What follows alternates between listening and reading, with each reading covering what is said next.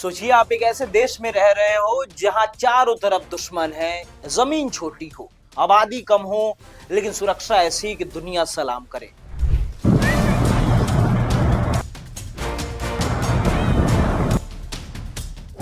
या फिर एक ऐसा देश जो कभी दलदल और जंगल था, न संसाधन था, न प्राकृतिक संपदा, फिर भी 50 साल में दुनिया के सबसे अमीर देशों में शामिल हो चुका है। तो यही सवाल उठता है कि आखिर इजराइल इतना सुरक्षित कैसे और सिंगापुर इतना समृद्ध कैसे। सबसे बड़ा सवाल यह है कि भारत इन दोनों देशों से क्या सीख सकता है। आइए सबसे पहले इजराइल का सर्वाइवल माइंडसेट को जानते हैं, जिसे दुनिया सलाम करती है। दुनिया में अलग अलग जगहों पर रहने वाले यहूदी लोग सदियों से एक अपनी जमीन चाहते थे। उन्हें लगता था हमारा भी एक देश होना चाहिए। दूसरे विश्व युद्ध के बाद जब दुनिया हिटलर के अत्याचार देख चुकी थी, तब अंतर्राष्ट्रीय स्तर पर फैसला हुआ कि यहूदियों को अपनी जमीन दी जाए। लेकिन वो जमीन खाली नहीं थी, वहां पहले से अरब लोग रहते थे। यहीं से शुरू हुआ संघर्ष। जब इजराइल बना, आसपास के कई देशों को यह मंजूर नहीं था। देश के जन्म लेते ही चारों तरफ युद्ध जैसा माहौल बनने लगा। अरब देशों ने हमला कर दिया। संख्या कम, जमीन कम, संसाधन कम। फिर भी आज इजराइल दुनिया के सबसे सुरक्षित देशों में गिना जाता है। कैसे? सबसे पहला, कंपल्सरी मिलिट्री ट्रेनिंग। इजराइल में हर लड़का और लड़की सेना की ट्रेनिंग लेता है। 18 साल की उम्र और सीधे राष्ट्रीय सेवा। मतलब देश की सुरक्षा सिर्फ सेना की जिम्मेदारी नहीं, बल्कि पूरे समाज की जिम्मेदारी। फिर आता है technology plus intelligence power. Israel ने युद्ध सिर्फ बंदूक से नहीं, दिमाग से जीता। Iron Dome missile defence system, advance cyber security, Mossad intelligence network दुनिया की सबसे ताकतवर खुफिया एजेंसियों में गिना जाता है।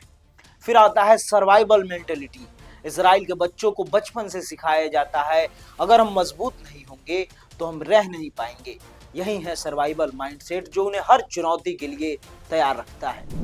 आइए अब बात करते हैं सिंगापुर की। वो सिंगापुर जो कभी जंगल हुआ करता था, आज एक सुपर पावर में बदल चुका है। साल 1965 सिंगापुर अलग हुआ मलेशिया से। न तेल, न पानी, न खेती लायक जमीन।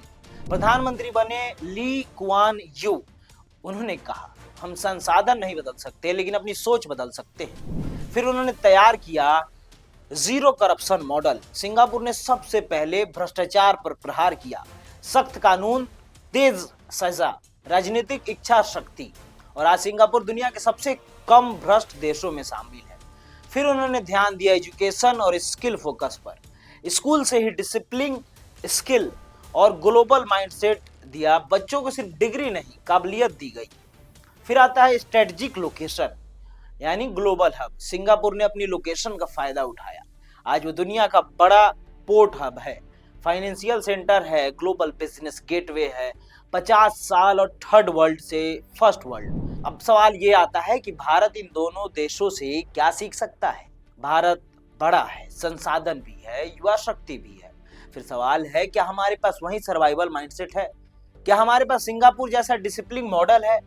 आइए जानते हैं भारत के लिए वो कौन सी 5 बड़ी सीख हो सकती है। सबसे पहला है नेशनल डिसिप्लिन। कानून सबके लिए बराबर है।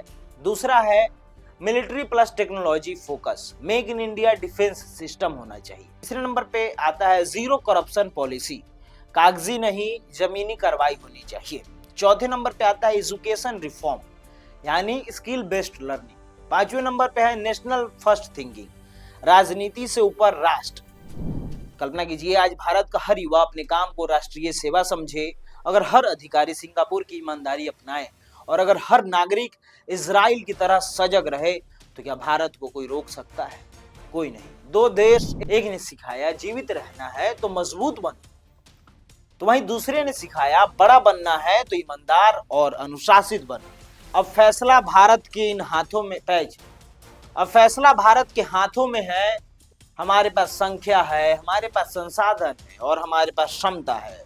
जरूरत है माइंडसेट की। मैं हूं प्रकाश सिंह और आप देख रहे थे एक सोच जो राष्ट्र बदल सकती है। जुड़े रहे नेक्स्ट जेन ब्रॉडकास्ट के साथ। अगर आपको जानकारी अच्छी लगी हो तो वीडियो के नीचे दिए गए हाई बटन को दबाना ना भूलें।